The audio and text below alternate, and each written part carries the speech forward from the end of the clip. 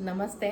मैं डॉक्टर मीनाक्षी तिवारी आप सबका अपने YouTube चैनल ज्ञानपथ में स्वागत करती हूँ। फ्रेंड्स, सांख्य कारिका की पहली कारिका में मैंने आप लोगों के साथ ये चर्चा की थी कि इस संसार में 3 प्रकार के दुख हैं, आदि भौतिक, आदि दैविक और आध्यात्मिक। इन दुखों से हम किसी न किसी उपाय से कुछ समय के लिए तो बाहर निकल सकते हैं, लेकिन कोई परमानेंट इसका कोई सोल्यूशन नहीं है जब तक हम प्रकृति के 25 तत्वों को नहीं जान लेते हैं।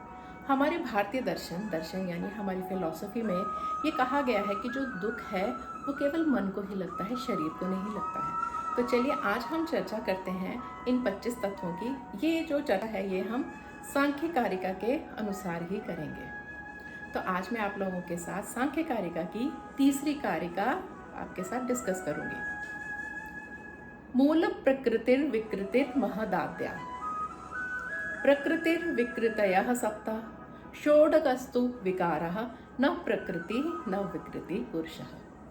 अर्थात जो मूल प्रकृति है वो किसी से उत्पन्न नहीं हुई, वो आगे अपने अन्य तत्वों को उत्पन्न करती है, वो किसी का विकार नहीं है।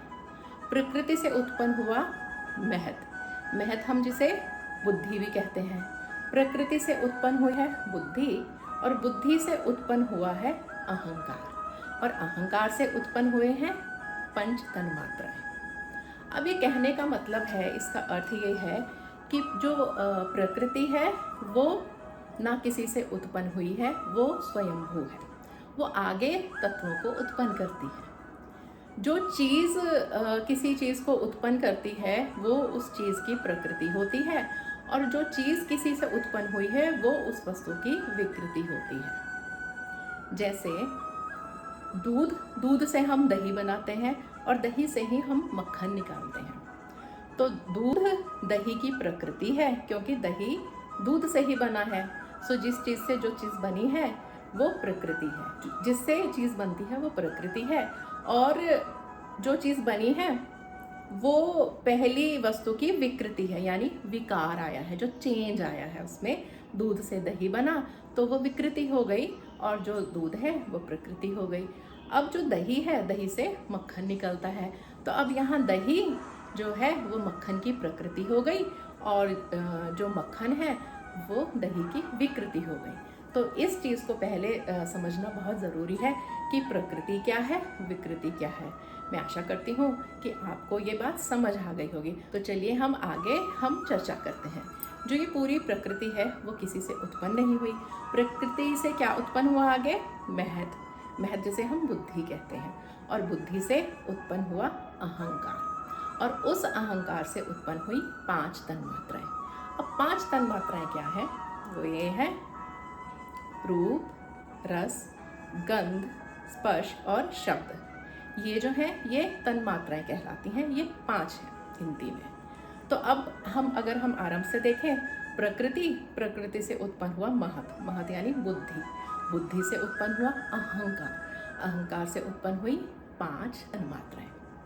अब जो ये 5 तन्मात्राएं हैं, इनसे 11 तत्व और उत्पन्न होते हैं। वो कौन से हैं? 5 महाभूत, जिन्हें हम पंच महाभूत कहते हैं, 5 ज्ञानेंद्रियां और 5 कर्मेंद्रियां, और 16 वहाँ हो गया मन। तो कितने हमारे ये हो गए? देखिए, जो ये 16 का जो समूह है ये किसी और वस्तु को आगे उत्पन्न नहीं करता, किसी और तत्व को उत्पन्न नहीं करता।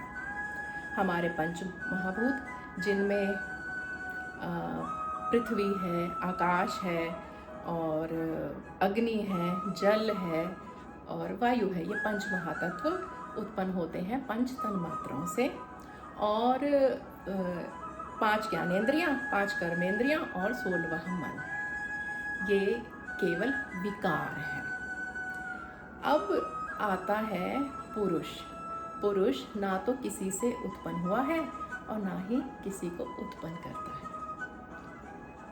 अब यहाँ पुरुष और प्रकृति, ये जो 2 तत्व हैं, सांख्य कारिका के अनुसार इसी के बीच में सृष्टि है।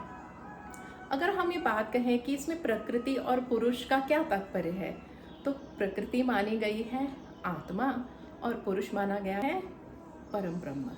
सो फ्रेंड्स, अब होप सो कि आपको ये 25 तत्वों का ये जो गणना है ये समझ आ गई होगी। हम मुझे कमेंट में ज़रूर लिख कर भेजिए।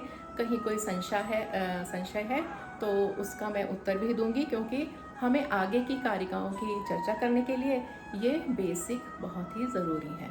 सो फ्रेंड्स, सबसे पहले है प्रकृति, प्रकृति से महत यानी बुद्धि, बुद्धि से अहंकार, अहंकार से 5 तन मात्राएं, 5 तन मात्राओं से 5 कर्मेंद्रियां, 5 ज्ञानेंद्रियां, 5 तत्व और 16वां हो जाता है मन।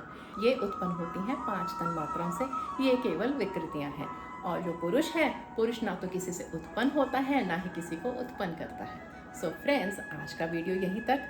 आप प्लीज़ लाइक करिए, सब्सक्राइब करिए यूट्यूब चैनल ज्ञानपथ को, कमेंट ज़रूर लिखिए और शेयर ज़रूर करिए। हम फिर मिलेंगे अगले वीडियो में इसी कारिका के आगे के विषय को बढ़ाते हुए।